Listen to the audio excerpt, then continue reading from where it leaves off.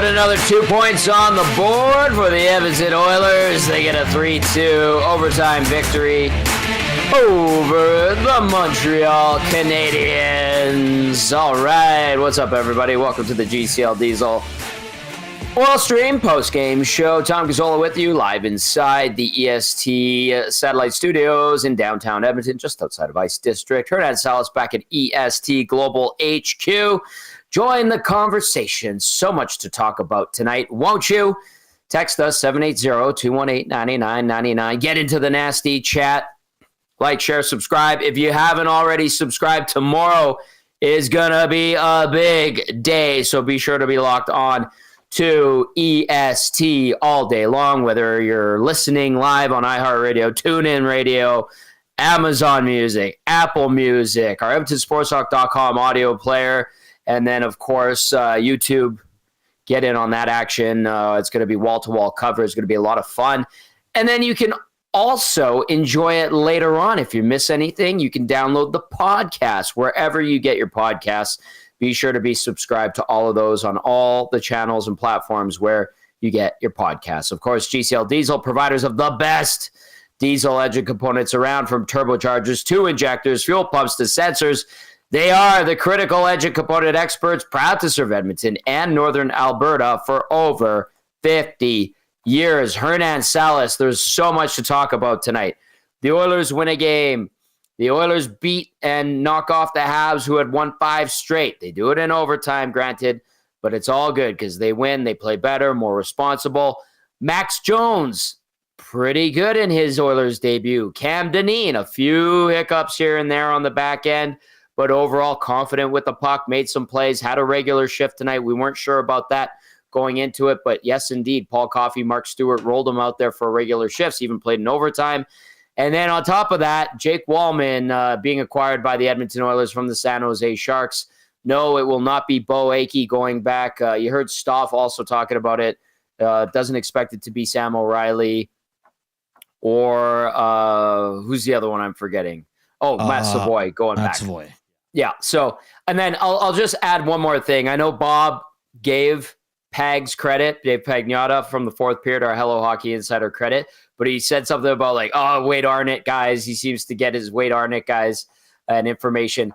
I sent Pags the clip of like, hey, you're getting some love on the broadcast tonight. And he goes, what is Bob talking about? I didn't get it from Wade. In fact, Wade didn't even text me back. So Pags has many tentacles out there. Who is it? Like, what was it? The spider who had his little birds in Game of Thrones. Do you remember that? That's Dave Pagnotta. That's how good he is. Anyway, Natso, they win 3-2 in OT. Bouchard, the game winner. What'd you think of the game tonight? Bouchard, the first start, too. I don't know about that, but really? Whatever. Yeah. I don't know. Okay, yeah, whatever. He scored. Hey, listen. Sure. Their best game in a long time. Still some warts defensively. Yes. You look at the first goal at Amberson, a horrible pass to Dineen. Like, Caulfield was right on him, made them pay. And then the second goal, ugly again. 4 guys staring at Lane Hutson in the corner, and Armia's able to find the slot. So still some things to clean up. PK was good. Power play was not so good. They couldn't capitalize on a 5-on-3 either. Well, they did finish one though. So special teams gets a good mark, I guess. Sure. And then I thought Stuart Skinner was solid. I thought defensively the D-core. I'll say this. I'm pleasantly surprised at Cam Dineen, man. Like, he gets around good. He makes solid passes. Did you notice in third, he was paired with Bouchard, which I found very interesting. Yes. So I was a little bit impressed with him. A good debut for Mr. Jones. Only 10 minutes of ice time, but physical, got an assist, was noticeable out there. But all in all, Tom, the team was more engaged. They were moving well. Nuge was engaged. A lot of the guys that you wanted to see kind of step up here and show a little bit more passion, like the one and only Reed Wilkins was mentioning after last game, you saw a little bit of that. So it's still some things to clean up. You still let this team, you should have, if you could get that second goal, that 2-0, I think it's a lot easier night for them. But like I said, they need to clean up some of their defensive warts, but you got to be happy for Stuart Skinner. He bounces back. He has a solid game, and a lot of guys stepped up today. I thought Nurse was good. I thought Kulak was good.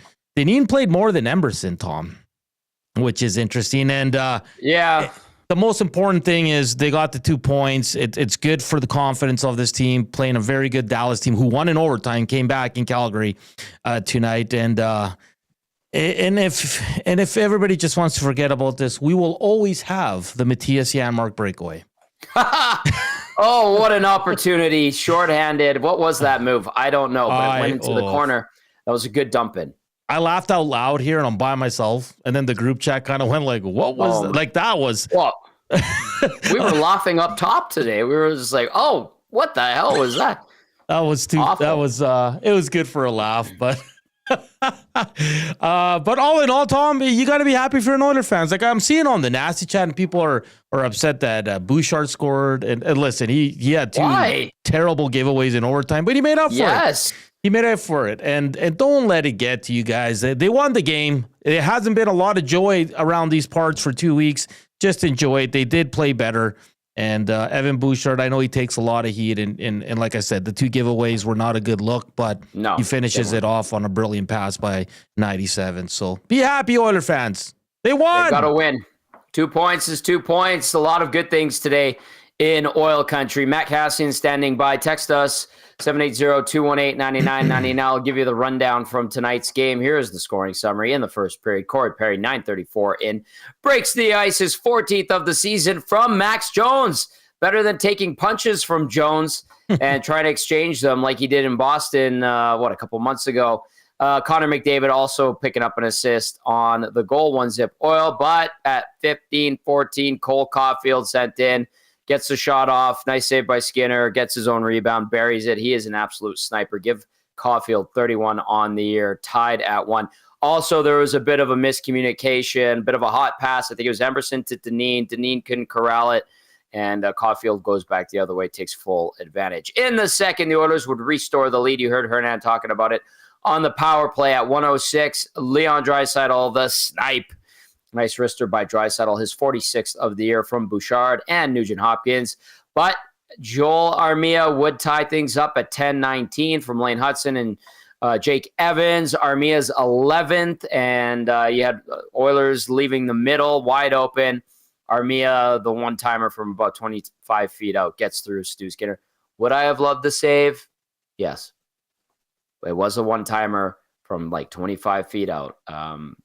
Soft coverage by the Oilers. Didn't get the save. Armia equalizer 10-19 in overtime because the third period didn't solve anything. Evan Bouchard at 4:53 from Connor McDavid and Leon Draisaitl. Bouchard's 11th. Totally redeems himself. Totally. Oilers with the win. Shots on goal tonight, 32-27 in favor of Edmonton. Face-offs, 54% to 46 in favor of Montreal. The power play 1 for 3. It did not score with a 43-second 5-on-3 opportunity. The PK, though, tonight, 2 for 2, which is great to see. Hits 29-21 in favor of the Habs. Block shots 24-14 in favor of the Habs. Giveaways officially 13 for Montreal, 10 for Edmonton.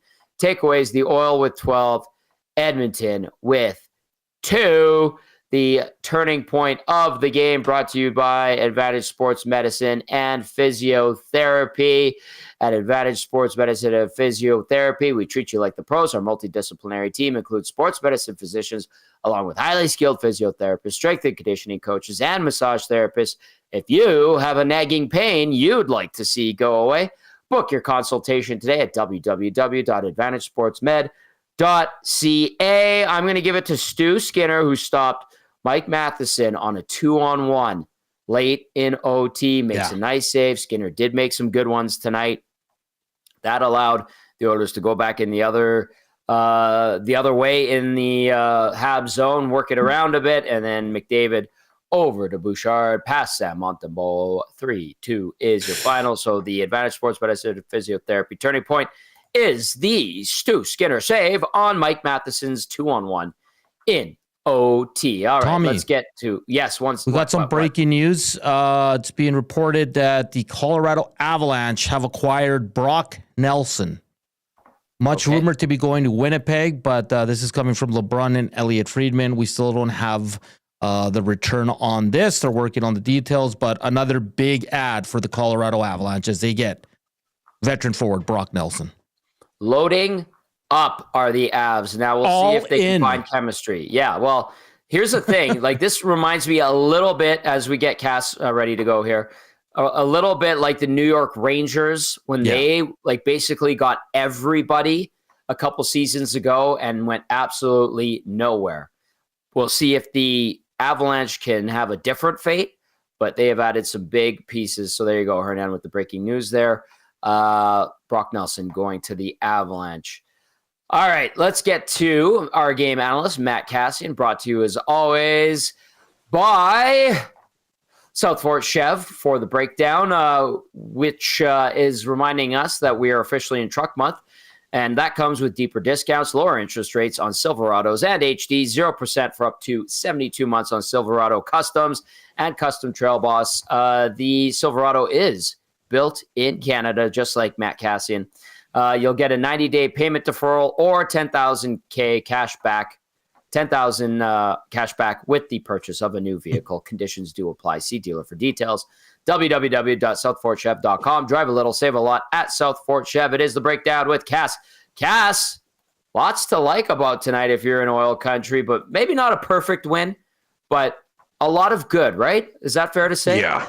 Finally, I mean, we can breathe a almost collective sigh of relief in that they finally played most of a game. Still a couple questionable moments and a couple questionable defensive zone plays and zone entries against, but at least the jump was there and at least the effort was there. So at least they were in it and they were pushing, and at least guys, they got scored on and they didn't fall apart. So there was a lot of positives to take from this game. There's still some things to work on, particularly in the defensive zone and some of the defensive zone breakdowns. But Stuart Skinner did shine through and make a couple big saves, makes the one you guys already mentioned in overtime that enables them to ultimately get the win. So solid team game all around. And you guys talked about it a little bit already, but I was pretty impressed by both new guys in the lineup tonight. I thought they both played a very, very good game. Very different game for both of them, but a very good game. I really liked Jones's game today. Yeah. Like, couple chances around the net. He was physical. He was moving, and it just kind of made me feel like, oh yeah. Like, and correct me if I'm wrong, guys. So if I'm out of line with this, or if I'm just seeing something and making up in my brain, please tell me that I am wrong, and I will accept that. But I had this thought it may have been in the third period when Jones had a shift in the third period. And I think he had a decent chance, a good shot. He was kind of in the zone forechecking. I was like, that's the first time that I can think of all season that a third or fourth line player has not only looked dangerous, but been like physical and engaged in around it. And that maybe is a little excessive. No, it's guys. not. So again, correct me if I'm wrong. No, you're not. But I was wrong. like, wow, that's weird. Somebody's doing something on the third or fourth line. Cass, you are absolutely 100% correct. He today was a driver, to me at least. I thought that he played excellent. To me, I was going to suggest to both of you guys, that looked like a guy who, and we kind of touched on it a bit pregame, that looked like he's like, I see a chance to not just be a call-up and be stuck back in the AHL. I'm an NHL player that's played 5 years in the NHL straight. I got set down this year with my new team. I want to be back in the NHL. I want to show them what I can do. That's what it looked like to me. And he did all those things, Cass. Yeah. And guys, with the puck, banged around, good stuff like that. Yes, Hernan. Like, boys, like, and for Max Jones, you probably hears the rumblings of the team struggling and all that. Right now, the bar is low to make an impression in the bottom six. Yeah. Like, and what he did tonight, you want to see every night, because like Cass said, in limited minutes, only 10 minutes, lowest on the team, he was more noticeable than some of the guys in the bottom six. Absolutely, he did. Oh, make that impression. By far, he was more noticeable. I mean, the only guy that was more noticeable was Matthias Janmark on the breakaway. What do you call that move? I feel bad for the guy. Move. That's the janitor's sweep right there. Oh, I like the boy. janitor's sweep. Poor guy. Yes. Just a little bit was outside. Yeah, like if you at least pull that back and you get stuffed or you don't shoot it and you hit him in the crest, like whatever, you had a chance at it, but that's just like, it just looks so bad. And really it's the same as if you just hit him straight in the chest and didn't really give it a chance at going in. Like your odds aren't any worse, but it looks pretty bad, guys. Like that was, I feel sorry for him. Well, he got the chance. That's important. And you know what? It was a great clear / dump in on the PK if you really want to look. And probably good Corsi. Do we have positive Tom on the good for his analytics? Like we Belzy? do have positive Tom. Like Belzy? Yeah. Oh, I hate positive Belzy. Cass, I don't know if you heard positive Belzy yesterday on the Hangout, but that crap needs to go. It was so bad. I didn't catch him on the I didn't catch a Hangout yesterday, but it doesn't surprise me. Oh, it doesn't surprise me. Here's a positive one and a good question for you guys from D-Rock in the Nasty Chat. Says, why did Kapanen get so much ice time? I don't know. Who knows, man? I still don't know. They got a late shift too, that fourth line. They in did. Like the last 4 minutes. Yeah. I mean, he got set up by Jones on a nice play.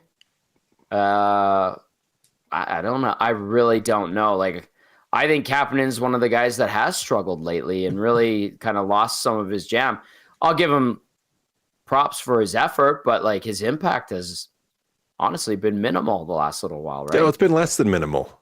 No, And yeah, I mean, it's been less than minimal. We've talked about him. Like, why is he not sitting out of the lineup? And what'll be interesting here is if Jones continues, because he's going to get another look. Has to. You have to give him another look after that game. If he has another game like that, and Frederick starts to get ready or prepped or does come back, it is going to be doit for some of those guys to try to stay in the lineup. Great problem. Like, yeah, which is a good problem for us and a good problem for the Oilers ultimately, but bad problem for those guys where you're going to have to start to do something because Corey Perry's not coming out of the lineup. Nope. He scores again today, has been consistent. You got to think like Connor Brown, Kapanen, Janmark too, and I know Janmark kills penalties, but those guys got to be kind of getting on the edge of their seat a little bit. Podkolzin too, if he's not playing in the top six, another guy. And I'd like to put Arvidsson on that list. I don't think he's going to get put on that list. He probably should be, but it's going to make for an interesting little run here, guys, if Jones can continue to push and Frederick too, which I think would be good. That'd probably be the best case scenario for this team is to start pushing some guys out of the lineup. Hell yeah. I like they might that. add tomorrow too, right? They might add, and they could add tomorrow too. Yeah, Pegs was talking about another forward, or no, someone mentioned to me that they might be working on a forward for tomorrow. Louis texting, and Louis says Max Jones reminded me of Vogel. Yeah, both big guys with some wheels, right? White tape. RBM says Max Jones made a lot of smart plays, breath of fresh air for once. I hope that's what his game is on the regular. And then Timber Woodsman says, I need old man Bouchard goal song tomorrow. The boys on the Nielsen show are very excited to play a bunch of goal songs. And then Mark from Arizona says, Max was a standout for sure. Wake up, everybody. Gordfather chiming in. Gordfather says Jones played like a guy who wants to stay in the NHL and was busting his butt to make an impression. Hopefully he can keep it going and sustain. Andrew the accountant getting in there going, Max Jones kind of reminded me of prime Klim Kostin when he was on the Oilers. Looked good tonight. The Bruin in him really wanted it against the Habs. Hey, yeah, that's a good point. I think Max Jones skates a little bit better than Klim Kostin does. Mm-hmm. Yep. That was kind of my takeaway. At first glance, it looks like it. Yeah. Yeah. Yeah, but it has some of the physicality where I get that thought. So bigger, thicker, not afraid to push himself around out there. How much of that cast do you think was adrenaline tonight from Jones? Obviously, there's a lot of motivation. Can it be sustainable? How is it sustainable? They're obviously, logically going to give him another shot on Saturday. Well, you have to.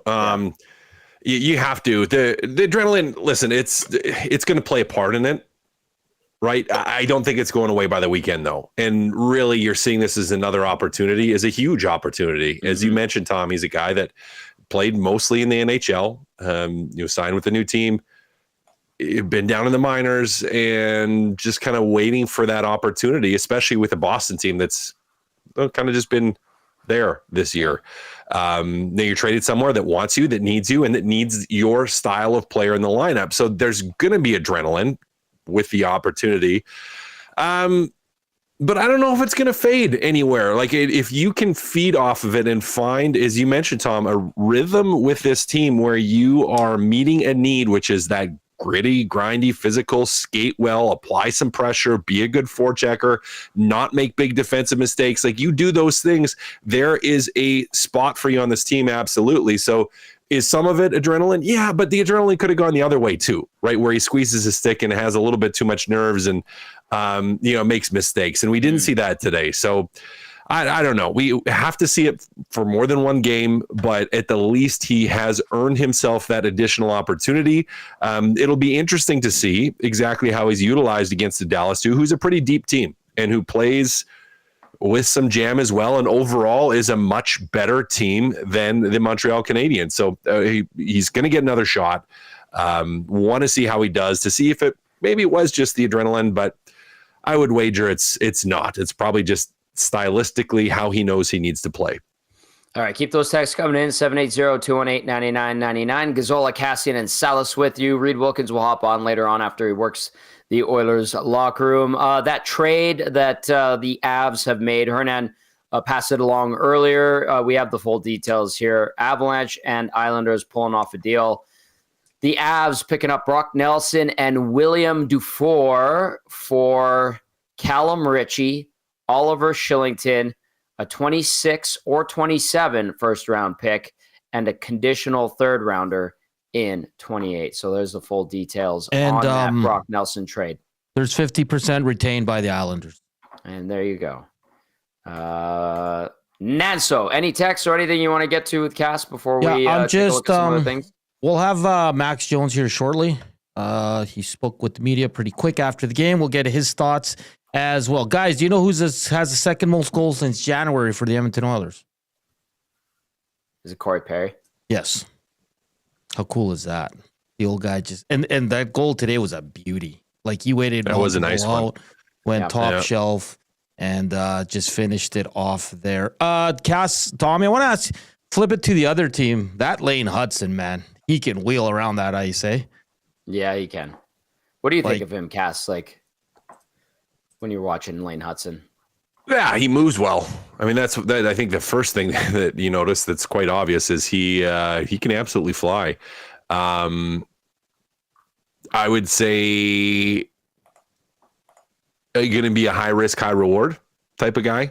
He might, yeah. Gonna certainly be one of those where I don't want to say he's going to be all or nothing, but is just going to be, we get upset here all the time at Evan Bouchard. Now Evan Bouchard is it's like the passive lackadaisical defensive plays. Yeah. I think with Hutson, you're just going to be like, what did he see there? He's just trying to go and is just gone. And it's just like, well, all of a sudden he's gone. And then, and then the puck's coming back the other way. And you're still like, where is he? He was just here, but now he's gone. He strikes me as that kind of player. Like he's going to be pretty high risk, pretty high reward, but boy, can he fly. Skates really, really well.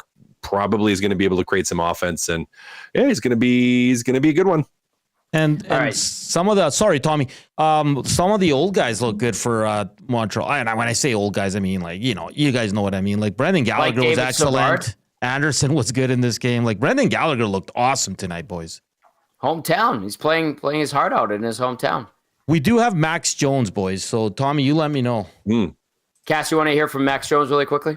Yeah, let's do it. All right, let's go to Max Jones making his Oilers debut, picking up an assist on Corey Perry's goal. Probably in the combine.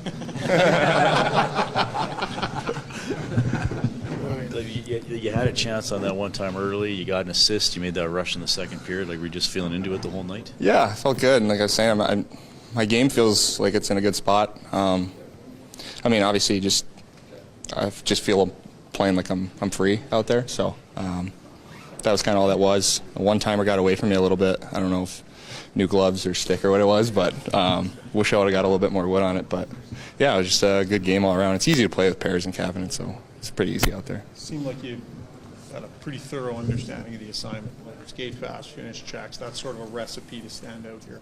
Yeah, definitely. And I mean, that's, a part of my game. I mean, that's, dating back to when I got drafted to Anaheim, it was kind of already power forward type player. And I mean, that's just the way I've always played. So kind of just told me to go out there and just be me. So I kind of just expected that. I knew what that meant. And it was just, it was easy to play out there tonight. So when you pass it to Perry, you just figured it automatic, right? When he was going Yeah, usually I was thinking back, that pass usually isn't something a fourth line should be making at the, coming out of the zone like that. But I don't know, I saw him skating so fast, I didn't even know if it was pairs.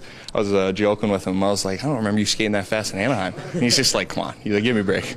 But he was flying, so I just flicked it over there, got lucky. So what's it like for you? This team's been struggling, and they come in here after 2 periods. It's 2-2. It's a big third period for this team, right?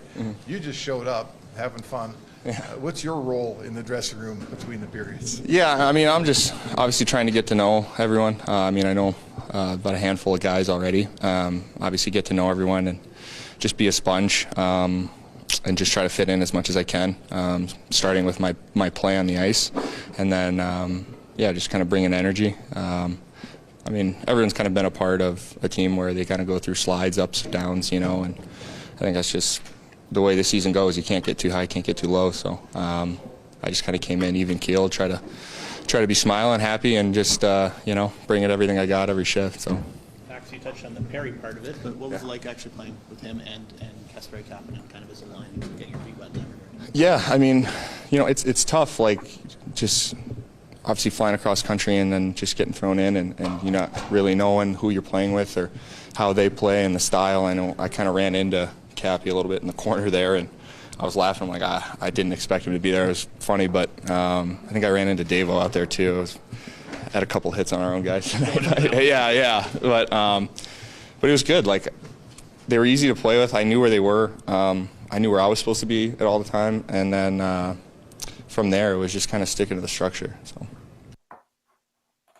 All right, that is Max Jones making his debut with the Oilers tonight, making an impact indeed, joking around with his former teammate and now current teammate, Corey Perry, who he set up on that first goal. Jones' stat line reads like this, +1 with the assist, 10-26 time on ice, 2 shots, as well as 3 hits. We don't see the Oilers with a lot of hits in general. He also managed to have a takeaway. So a good debut for Max Jones in orange and blue. One word that stood out to me, guys, and he said it in his first answer when Reed asked him. He said, I was just playing free. And there's something to that mindfulness or that mindset where you're liberated, isn't there? Yeah, and sometimes going to a new organization can do that, where you were either put in a box or shoved in a corner, or you for whatever reason didn't get along with the coach and management just didn't like you. Like you just are stuck. Yeah. And you're stuck. And if you make a single mistake, you're never going out there again. You're never getting another chance. And you have to do exactly what they expect. Where for him, and I'm sure it's like, well, just go play. And that's probably what they told him is go play. Be a big body, play a physical game, do what you need to do.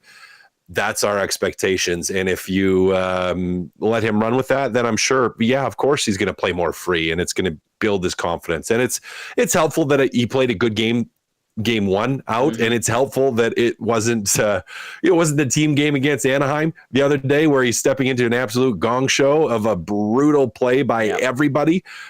So helpful that it was like a positive night that he was able to step into. But I like hearing that. I like hearing that he's free and he feels like that. I like hearing the excitement in his voice. Like it's refreshing. It's nice. It's good. I'm happy for him. And it was a solid little exciting interview. Got me excited. Got me happy. That's a good thing. He's a good dude. Hernan. Seems like a good dude. Yeah. Okay, we've got a couple minutes left with Cass. I know we have Evan Bouchard. We could get to that after we finish up with Cass.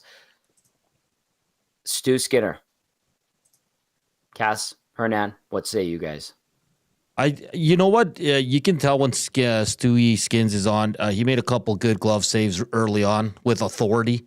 He was feeling it. Snapping that glove. Yeah, and listen, like he makes the first save on the Caulfield breakaway. It was on a rebound, right? And then I put the I know you'd want the save on the second. That's what we're getting on the nasty chat. But there's 4 guys there watching Lane Hutson in the corner, and they leave Armia wide open in the slot. Like I put that more on the 4 guys. And they all back up. They all back up in. Like not even nobody looks. It was. It's almost actually comical. And I knew. I'm like, somebody's gonna point the finger at Stu Skinner on that one. Yeah, of course they are, because they're always going to. But no, he was rock solid tonight. A good, solid game from Stuart Skinner. It comes through huge in overtime as well with a big save. I mean, I said it before. Tommy, you said it. Everyone said it. They're not trading for a goalie. So enjoy that Stuart Skinner game, because it was a pretty good one. Yeah, good statement from him tonight, making some big stops at timely moments in the game, which is also important. Really quickly, this anecdote, it reminds me of the time after a game during the Decade of Darkness. I happened to be at a local establishment post-game, and I went into the bathroom, and beside me was Devin Dubnyk, and we were sitting there, and there was a TV above the urinals, and we're watching, and they had the highlights, and it was against San Jose, and I didn't say anything to Doobie because I knew he was mad. And we're watching, and it was a one-timer just off the side, top shelf, about 25 feet out as well. And all Doobie says to me is, he drops an F-bomb, and he goes, Tommy, do you think anybody has a chance of stopping a 100-mile-per-hour clapper from 20 feet out like that?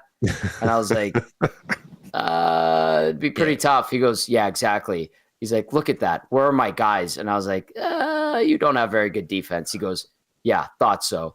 And I think he made a comment about, like, if Jonathan Quick couldn't even save that. At the time, Quick was one of the best goalies in the league. And he's like, I'll see you tomorrow. And I'm like, yeah, see you, Doobie.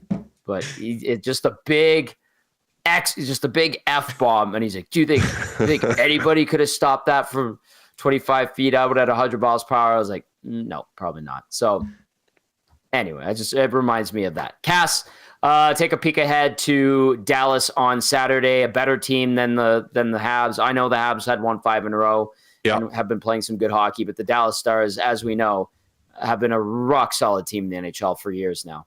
Yeah, rock solid, and they're a deeper team and an improving team. Bringing in Granlund and CC. I think CC, he played a lot of minutes tonight. He's playing in the top 4. With Heiskanen out, he's going to continue to play in the top 4. When Heiskanen comes back, their defense is going to be pretty stacked.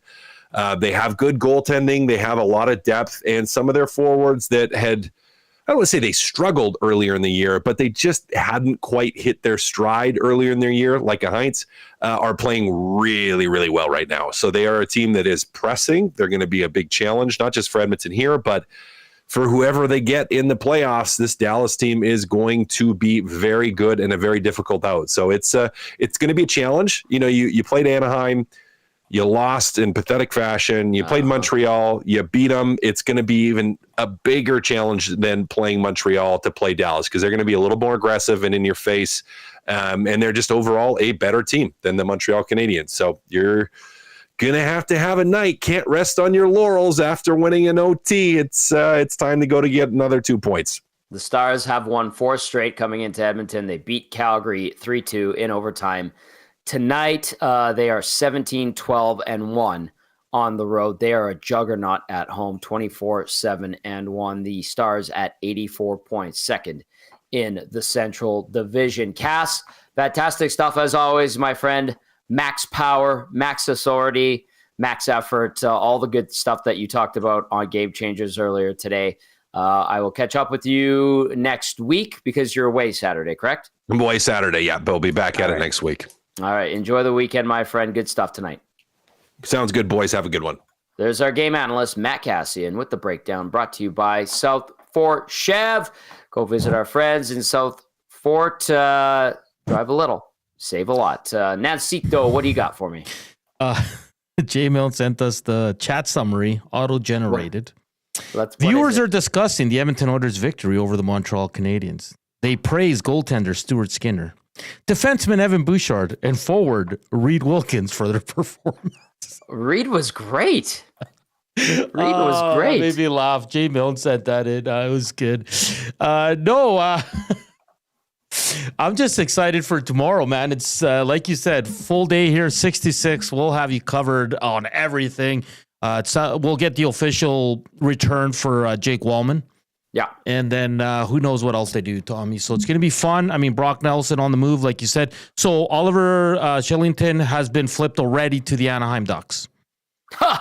Yeah. Okay. So, Thank you for that update. Yeah. So it's not like anyone cares, but I thought I'd just throw that in there. But it's going to be a fun day tomorrow on the Oilers.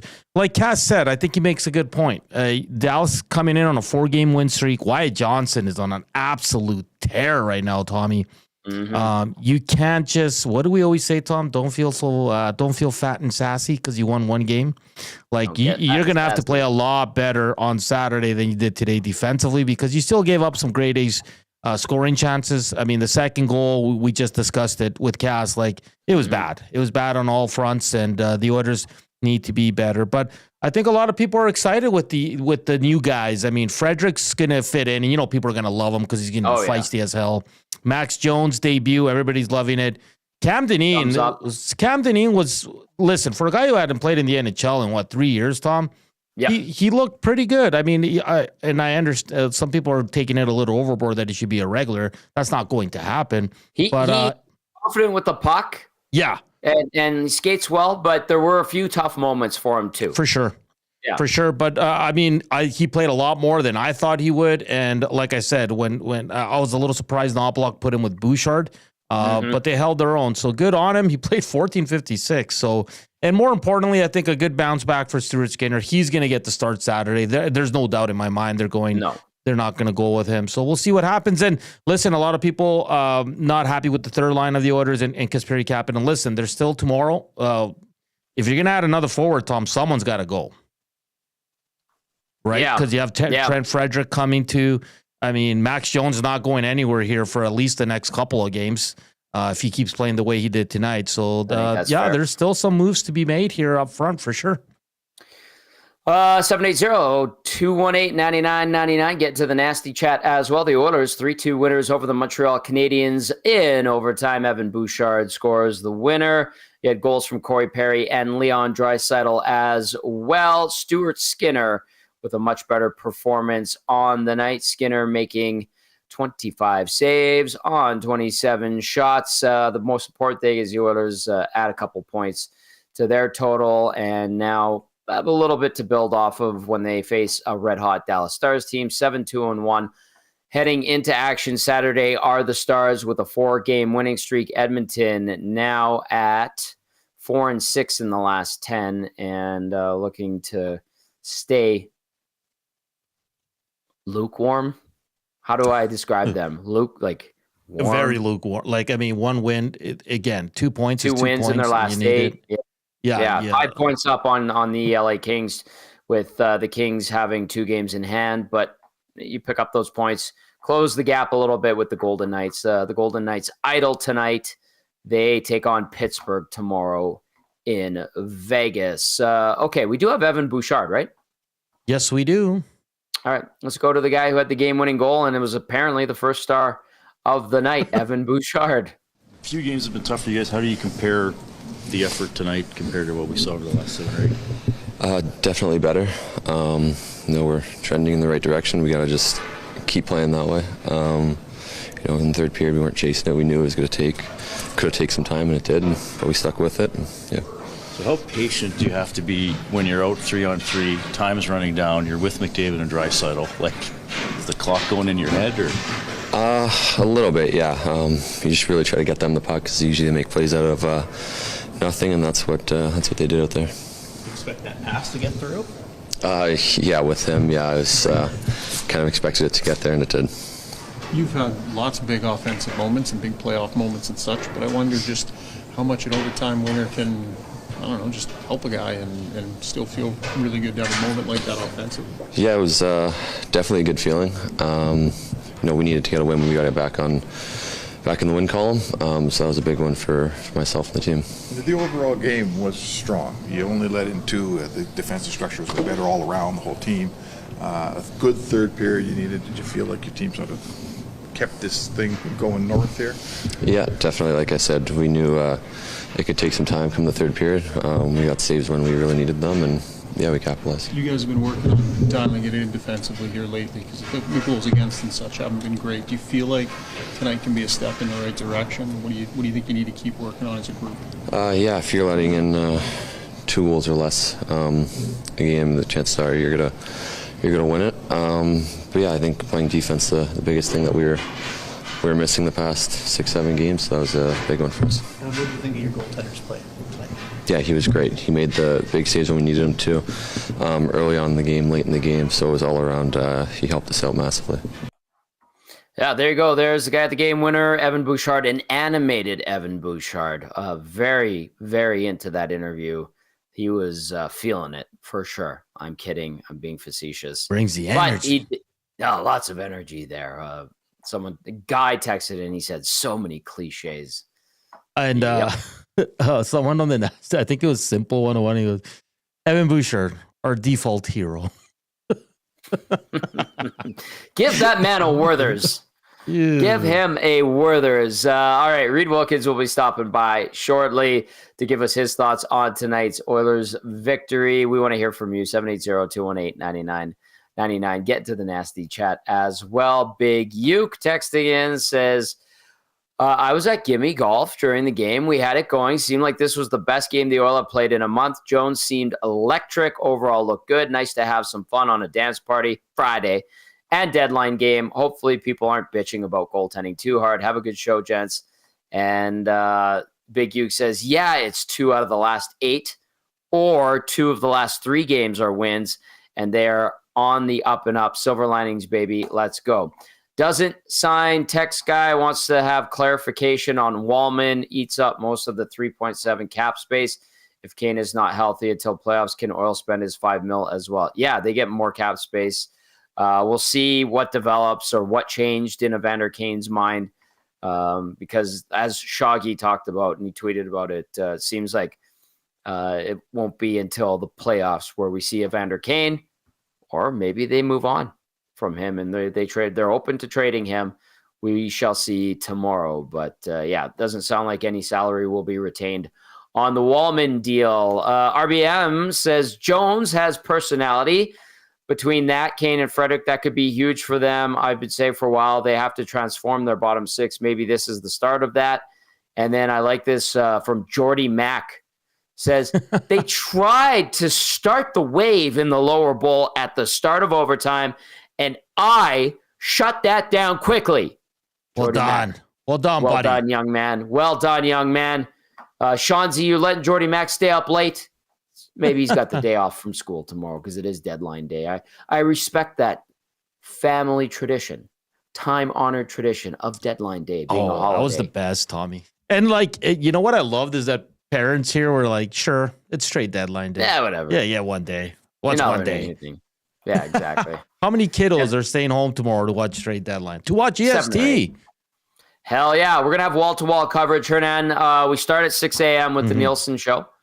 And then it's going to be, the programming's a bit different tomorrow. We will have the hangout, Jolene Latimer from The Score, along with Jay Milne. We'll obviously be monitoring things. Guys will be popping in.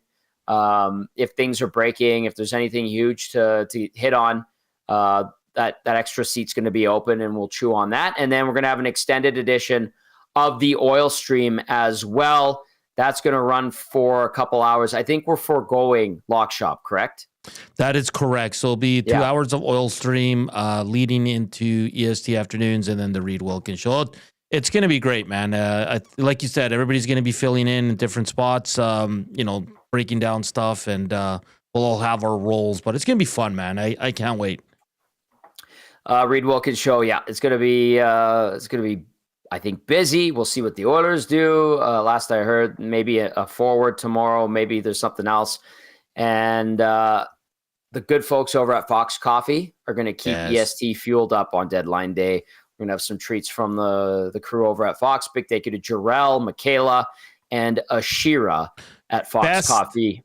Cinnamon buns in the city. That's Tommy right. has hooked me up the last 2 weekends, and they've been fantastic. Oh, we're going to indulge tomorrow. I'll tell you what. This man's going to be a part of it. It is Reed Wilkins, a host of the Reed Wilkins Show. He's back from the arena. He's ready to rock, and he was working that locker room. Riedrich, good evening, sir. You look dapper as usual. Thank you for hopping on.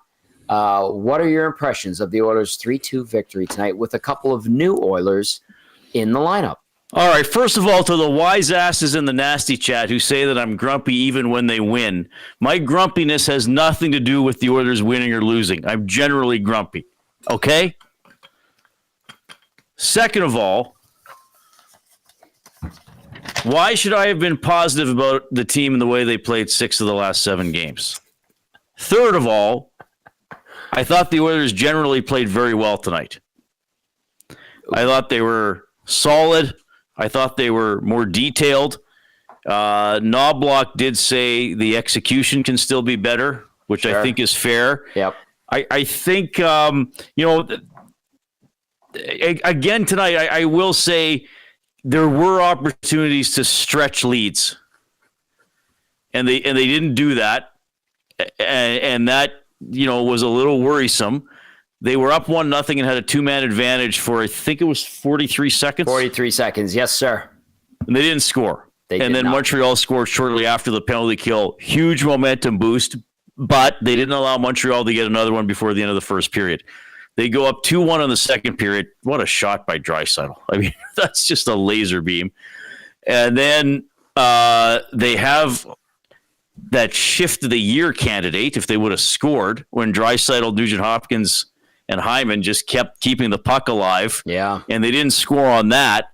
And then they go to sleep defending a 1-on-4 and allow the trailer to blast it from the between the hash marks on a one-timer. And I was like, oh, man, seriously? Like, it's tied, and they've been I didn't think they were drastically outplaying the Canadiens, but I did think they were outplaying them. I'm like, man, it's 2-2. But they kept it under control. It wasn't totally clean, but I thought it was pretty good. And I thought Stu Skinner had a very, very good game, and especially in overtime. I mean, he made a couple of big saves in overtime when Montreal players had open looks. And I thought he was solid throughout the evening. And then, it's just one of those games that comes down to late game execution, and the Oilers star players came through. So overall positive performance. I liked Max Jones. What did he play? 10-26, but to me, a noticeable 10-26. Mm-hmm. The challenge for him is, can he keep doing that? I mean, we got to remember there was still a reason he was in the minors for most of this year, but he clearly embraced the energy, embraced being on a new team, and had a very positive performance tonight. And then, you got to hand it to Knobloch or Coffey or whoever made the decision to put Dineen out there. I thought Dineen was going to play 8 minutes. I know. Half of what a third pairing defenseman would play. And then he's out there in overtime. But he was good. I mean, he almost scored on kind of that wraparound where he walked out front. He took another big slap shot late in the third period that went wide. I know he's a Band-Aid for the time being, but good for him for the opportunity that he had. He had 11 shot attempts, by the way.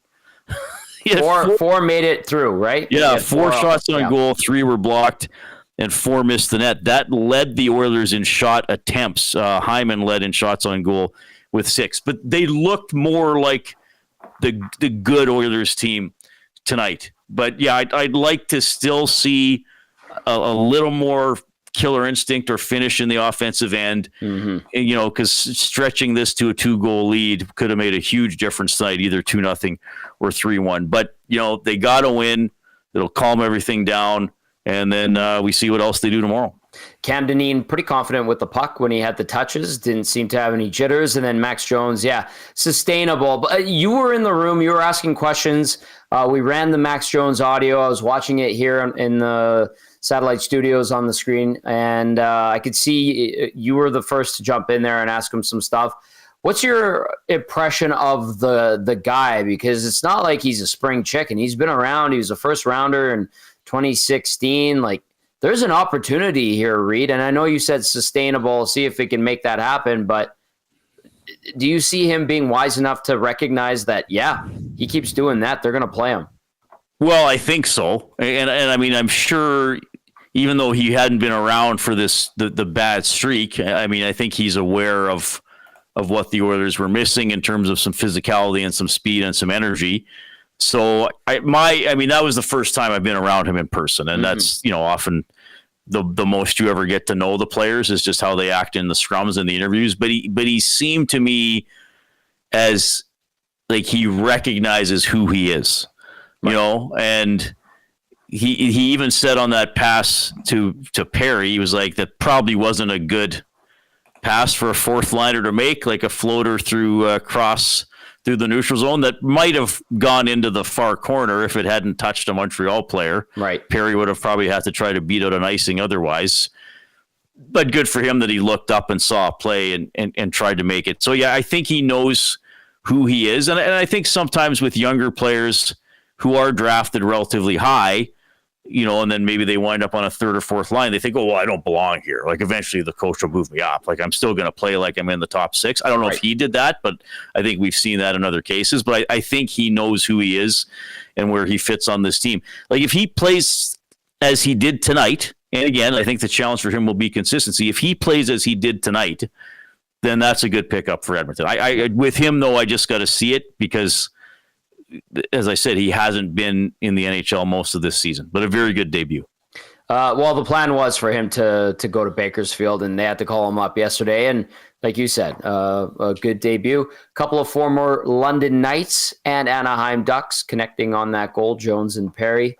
They were teammates in Anaheim for one season and then obviously fought earlier this year. Reed Wilkins joining us here. Gazzola and Salas with you. The Oilers win 3-2 in overtime over the Montreal Canadiens. Get those texts in, 780-218-9999. Riedrich Tube Socks sent in this little treat for you. I'd like to indulge you. It is this. Oilers game summary in 3 haikus. Oilers storm the ice. Lightning speed and fearless hearts. Roars shake the rafters. Skinner stands his ground. Gloves flash, pads thump. Walls of stone steady through the storm. Bouchard whines and strikes. Overtime silence shattered. Victory burns bright. That's from Tube Socks. I had to double check a haiku. It is a 3-line poem consisting of lines of 5, 7, and 5 syllables. Yeah. So he did that 3 times over. Yeah. Well, we do limericks on the Reed Wilkins show. Haiku might be the next level of complexity. I have to wait for the audience to master the limericks. People have improved. We still get the odd one, which I critique quite grumpily. I love it. I love the grumpy theme. You want to be grumpy again? Because Seanzi's texting in, and some others have also brought this up too. Seanzi says, I really hope the Oil take a good look at Dineen. We've seen a bit of that in the nasty chat as well. I'm leery of that actually happening, but I'm encouraged by Dineen's performance. Yeah, I agree. I mean, again, there's a reason he's been in the AHL for about 3 3/4 years. And he's always looked good in the preseason from what I remember with Edmonton. Yeah, he has. But I mean, I think you have to look at, okay, who is he obviously better than? Well, not Ekholm. Not Kulak. Not Nurse. Not Kulak. I mean, let's face it, not Bush, as frustrating as Bush can be. Probably not Emerson overall, and not Wallman. So, but good for him. I mean, it's good to know that if at some point in the playoffs you got to go to your 9th guy for a game or two, that he's at least comfortable. Yes. But yeah, I hesitate on promoting him onto the NHL roster immediately because of one game. Sorry, guys. I'm just jumping in here. Put myself on camera. Elliot Friedman, 46 seconds ago. Okay, something else tonight. Hearing talks are intensifying to send Mikko Rantanen to the Dallas Stars. I knew he wasn't staying in Carolina. Like, what would go back though? Like, this is crazy. Riedrich, your reaction? Do we see him on Saturday? Wouldn't that be something if he was back in the Central Division? I don't know what we go back, Hernan. I'm just going to check the Dallas draft pick situation here because I'm sure there'd have to be something. And well, would there? I don't know. This strikes me. I just find this whole situation weird because he's so good. Dallas coming up this summer does not have a pick until the third round, but they have most of their picks in 26 and 27, including each of the first three rounds. They don't have round 1 or round 2 coming up this summer. Right. I just find the whole thing is weird that the minute he got moved to Carolina, there was already talk about then flipping him. Like this doesn't happen in hockey. That a player of his caliber gets traded during the season. That in itself has been quite unusual. That now is more likely to happen in the off season. Or to a guy to change through free agency, but certainly with trades is now more likely to happen around free agency than around the trade deadline or mid-season like it was with him. And then for the speculation already being like, oh no, Carolina just got him as a piece to go out and trade for other things. Now, having said that, and we had Adam Gold on our show last week who covers the Hurricanes, and he's like, the problem for them is they don't score. So they didn't score. They got Rantanen, and they still don't really score. And just the one game against Edmonton, they didn't threaten in the first 2 periods. They didn't threaten until the third. It's going to be, it'll be very memorable if a player of his caliber is traded twice in the same regular season because he's obviously an outstanding player. And then from an Oilers perspective, well, that sucks if he goes to Dallas because who knows? I mean, if Edmonton puts it together and Dallas puts it together, maybe they play each other again, and Rantanen would be a huge weapon for them. I mean, Dallas is over the cap, I believe. So they're going to have to move something. Pardon me, they have kids back. No, sorry. Their current cap space is 4.5. Okay. Yeah, their projected cap space is negative, but that changes all the time. Oh, and Sagan's on LTIR. Sorry. Right. Now, and I've seen a few people in the inbox say this is fantastic. D-Rock says this is fantastic news. Gordon says Rantanen Pong is a new GM sport. Simple 101 saying that doesn't mean the chemistry will work in Dallas. Klima's lid says they'd want an NHL-ready body. And it says, hey, somebody like Stankoven. And yeah, and Simple 101 also adds, Carolina didn't do their homework on Rantanen. Colorado won the deal in the long run. I'm looking at, like, we're seeing this Brock Nelson deal that goes down tonight. And the Avalanche have added so many pieces. Now we're seeing potentially, according to Elliot Friedman, Mikko Rantanen going to the Dallas Stars. There seems to be an arms race building up in the Central Division. I'm almost thinking to myself, like, oh, crap, I think that's everybody's instinct, that these teams that are already good are going to get these awesome players just to bolster them. But that also means, too, Reed and Hernan, that these teams in the Central Division are probably going to beat the living piss out of each other in the first round of the playoffs. Also, does it mean the Oilers are better off finishing second so they can avoid one of these teams as a wild card? Colorado, Dallas, Minnesota, because it's going to come down to those three, right, for one of those spots. Probably. Good luck, Calgary. Good luck, Vancouver. So people are saying, is Heiskanen on LTIR too? Yep. Yeah, because he tore up his He's knee. on, I don't know if they LT'd him. They can retro him, though. Oh, sorry, you're right. Yeah, he's that. on injured reserve. He's not on long term, but yes, he is on injured reserve. They can retro them. So interesting. Keep an eye on that. Reed, Rick, your thoughts on the Oilers going into Saturday against the Dallas Stars, who might have Mikko Rantanen? Well, it'll be a good test. I mean, the Oilers have to reproduce this effort and more. I continue. I probably harp on the offense more than other people, and I know it starts with defense, and I know they gave up way too many goals, but they need something else positive in the offensive end. I thought Draisaitl's wingers were okay today. Actually, Arvidsson was better. I mean, he hit the Surround post it. and he had that one dangerous one-timer from the slot. Yep. But Colson doesn't belong up there. And then, the so-called third line to me would have been the weakest of the fourth lines. I mean, Janmark gave us a little bit of excitement with the breakaway opportunity. We called that the janitor's sweep, by the way. Yes, it was certainly he swept everything into the corner, just where it belongs. Good dump in, good Corsi. McDavid, Hyman, and Nugent Hopkins, I thought were excellent. I mean, they would have been great if they would have got a goal, obviously. So, there's got to be something else in the offensive zone.